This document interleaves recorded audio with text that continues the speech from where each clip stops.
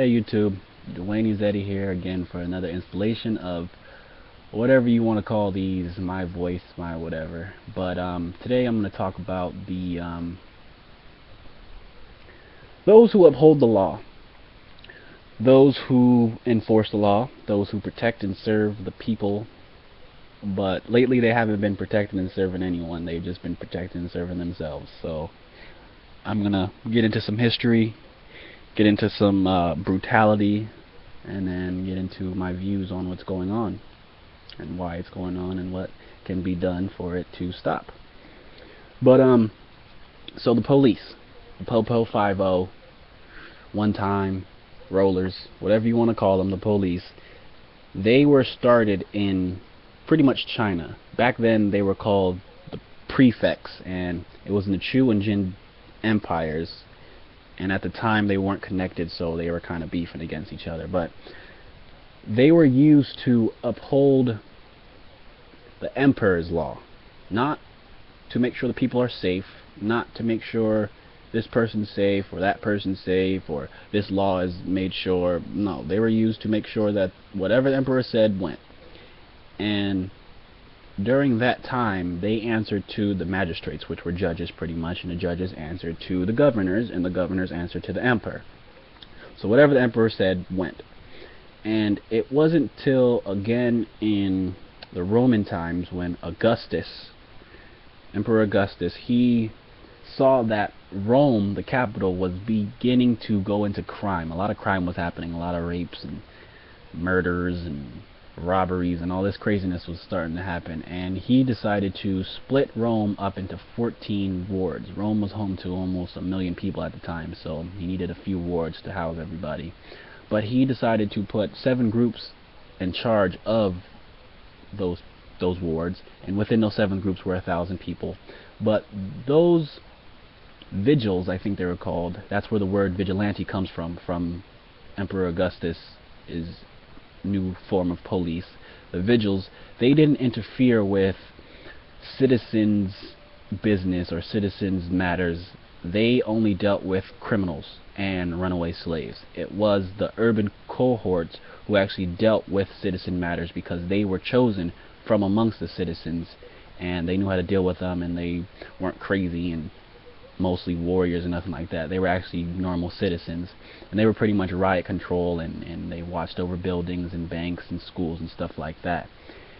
But during the Middle Ages as well, there really wasn't any police. There were some sheriffs and some, upholders of the peace, and they've been doing it for decades and stuff like that. But there was really only groups and brotherhoods that were hired like mercenaries to watch over a piece of land or a city's outskirts or stuff like that, to make sure that bandits and robbers and lawless nobles and knights coming back from the crusade weren't coming and raping and pillaging, because they didn't have anything. But it wasn't till I think the 1400s, it's like 1490 something, when the Castilian wars happened, and the usurpers actually decided to take those groups that were used to protect the citizens and take them to uphold the new law that they decided to deem fit to put on the people. And that was really the first time that police forces or law enforcement was turned into a government organization pretty much, and they began to actually suppress different organizations and suppress different peoples and make sure that the law that this person created only happens at this place.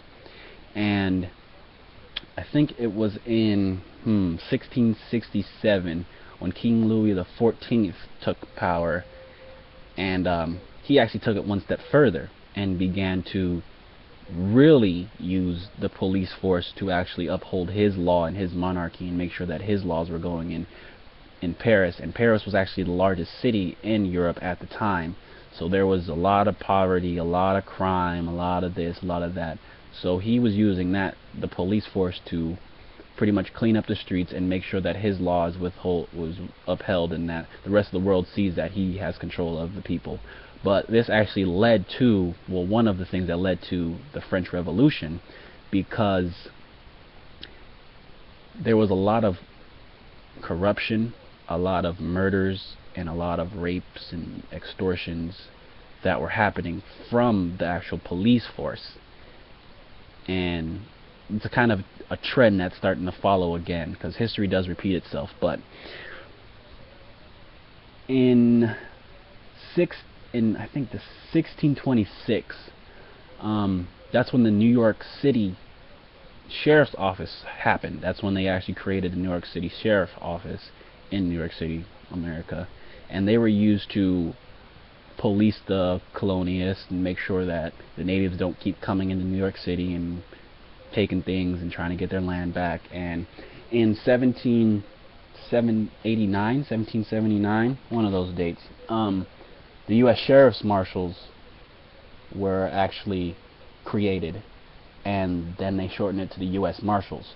But the U.S. Marshals were used to track down criminals and track down bandits and stuff like that in the U.S. territories and go out their way to go get this and get that. And then in, I think, 1792, the Philadelphia office opened, and then the Boston offices, and then the Secret Service actually happened in the 1838, one of those dates. I'm good with dates, but I don't know everything. But the Secret Service was used to actually only investigate federal investigations and crimes and stuff like that, to assist the government on its criminal activities and stuff like that, and make sure things were running smoothly.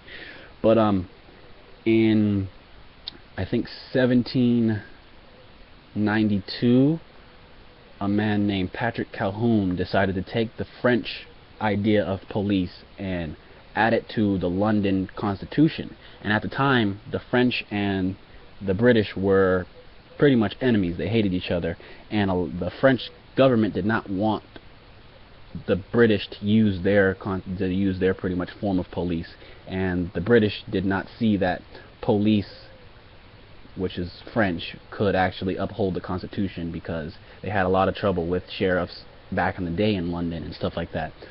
But then he decided to go to the West Indian trading companies, because they pretty much held the power and all the wealth in London and in Britain.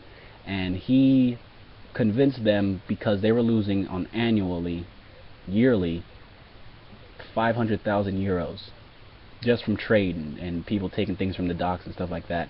And there was a lot of criminals within the trading companies that were actually working with other criminal organizations around the world to actually set them up, and piracy and all this stuff. And because he put in the idea that the police would not be like the French police, they would be more only for the criminal aspect, like how Augustus came up with it. They would not deal with citizens, businesses, and anything like that. And that's what really appealed to the people, because there was a lot of crime happening in London and happening in England at the time.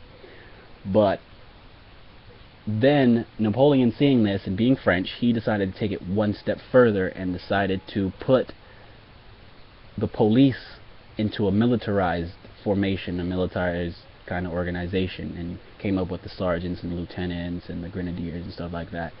And that's where the first uniformed police officer started from, was from Napoleon. He first modernized police, law enforcement.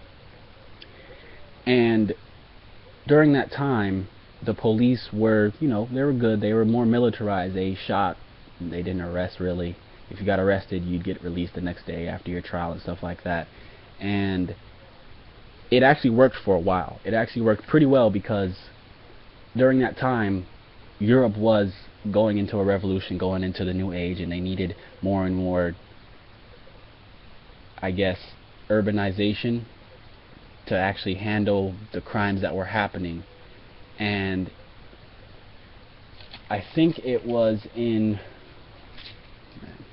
the 1800s again, when a man named Patrick Peel, Sir Paul Peel, I think his name was, he came up with the Peeling Principles. And the Peeling Principles stated that This is where we get the whole badge numbers from now, because a lot of crime was happening all over again once they started getting used to their power and taking advantage of the power.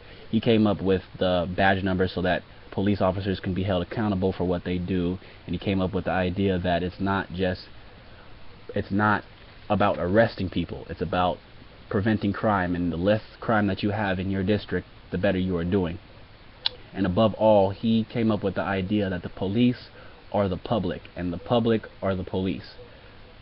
By no means are the people supposed to be afraid of the police. They are there to protect and serve the citizens, not the government, not the military, not the banks, not any of this. They are there for the citizen's safety against criminal aspects of the actual country, or of the prefect, or of the province, of the city, of anything. They aren't there to hinder and harm. Those are his words. Police are there for the people, not for the government. The government has a military that can protect the government. They are there for the people so that criminals do not do as they wish. But it seems as if people have forgot, not people, the government and the police have forgot why they were created and forgot why they do what they do. They aren't there to make a paycheck. They are there to protect us. And they haven't been protecting us lately. From my birth in '92 all the way up to now, I've seen nothing but fuck the police, and the police beat up this guy, and the police shot this guy, and the police hung this guy. And it's not only in the US, it's all around the world. There was a man in, I think, New Zealand. I think his name was Ian Thompson. Ben Peach. And he was an activist against anti-racism in New Zealand, because New Zealand has their own natives, and a lot of white people were racist against the natives and suppressed them and all that stuff. The police beat him in 1979. They beat him to death. And it wasn't until 2010 when the story actually came up again, and they figured out that he was actually beaten for being an anti-racist. Crazy, right? And then there was a guy, Ian Thompson, that's what I'm remembering right now. He was during the G20 summit in 2011, but he was beaten on camera. American caught it on camera. He was beaten by 2 police officers, and he got away. He walked home. The guy kept following him as he was walking home because there was a whole protest going on and stuff like that. And the man died. He collapsed on his way home. He died and collapsed. And the police officers were arrested. They were tried, and they were found not guilty. They released them on no charges, and they were cool. But it wasn't till more voice happened where the one who actually did the most beating on tape, he was released and dismissed from his job, not put in jail, released and dismissed from his job for gross negligence. He killed someone and he got gross negligence. That is just mind-boggling to me. I don't know how something like that can happen. And then in 2011 in Spain, there was, more protests going on because people aren't liking what's happening in the government and happening with the police. And these 3 cameramen, one cameraman was beaten in front of the Interior Ministry's office because he was videotaping what was going on, and there was a lot of police brutality, and they didn't want him to record it. Another man was beaten because he was videotaping the Pope, and people were protesting the Pope's visit to Spain, because the Pope in 2011 wasn't doing what they thought was right for the world, and they were protesting, and they beat him because they were beating other people and he was recording it. And the other guy was beaten at a protest against one of the government's Interior Ministry or something like that, and they took him around the corner and beat him, but they did not know that his camera was still on, and they caught it all on tape. And not one of those people who did the beating were ever tried, ever charged, or nothing. And even in Serbia has some of the worst police officers in the world right now. They are being investigated by international governments and stuff like that. But the most recent, they beat these 5 people, including 2 women, because they were protesting against the government, and it was captured on tape. And they delivered the tape to the media, and the Minister of Interior of Serbia dismissed the tape, saying it was invalid. It wasn't the people that you're saying. It wasn't Serbian officers. It was different rebels trying to make the government look bad. But you can see the badges on the people who are beating them, and they just dismissed it. They didn't. None of these police officers are getting tried and put in jail or held accountable for what they are doing. They're just being, oh, you're a police officer, it's okay, pat on the back, just go back to work, don't do it again, pretty much. And that's not even to mention what's going on in the U.S. What's Eric Gardner being choked to death on camera by 7 men. And I understand he's a big guy, but 7 men and you're choking him at the same time, I think you got him under control. And then in the 90s, Rodney King, they beat him half to death, and they let the guys go. It wasn't till people started rioting, destroying LA, until they actually did something, actually reimbursed this man for his crimes. But that was going on all over LA at the time. That was just one of the few captured on tape. And then most recently, the Mike Brown incident, where they shot an unarmed black man. They shot, just put black aside, actually. They shot an unarmed person. Even in the military, you don't shoot unarmed people. You capture them, you put them in holding, and do all this. They shot this young man because he was running. They stopped him because he was walking in the middle of the street with his friend. They could have just went around him. It's the street. Like, you can do what you want. He's not bothering anybody. But because they say that he struggled and did this and did that, they had to shoot him. He was unarmed. You have a taser, you have a baton. You are trained to take down someone. You can take him down regardless of what happens. And that's just, I don't understand how the police can get away with such travesties, and they are so diverted from what they started from protecting people and serving people. They have gone to this new state of almost oppression, almost Nazism, to the point where they are now killing us. They are now killing us. They are oppressing people. They are taking bribes. There are so many dirty cops now being exposed. They've been being exposed. We don't know who is who, what is what, who to trust. These are supposed to be the people who uphold the law and make sure that criminals don't mess with people like us. But they are the ones who scare us. They are the ones who are killing us, who are robbing us, who are making us feel unwanted in our own country. And I think that these things need to be stopped. I know that these things need to be stopped, but me personally, being harassed before, being thrown on top of a car roof, being sat down on the middle of the street because I'm a black man walking in a different neighborhood, I've seen my friends with me, white people, Mexicans, being harassed. I've seen everybody being harassed. It's not just blacks, it's not just whites, it's not just Mexicans, Asians, everybody, Muslims, Jews, everybody are being harassed, and they are so quick to pull their weapon, it makes no sense. The police need to understand that they are here for us. They are here to protect and serve us, not protect and serve the government. They uphold the law. The law is there to protect us. Without us, there would be no government. Plain and simple. The police need an overhaul. The police need a whole new revamp. They need to know their history of where they came from and what they are supposed to do. They're not here to harm and hinder us. They're here to protect and serve. Plain and simple. But that's just me.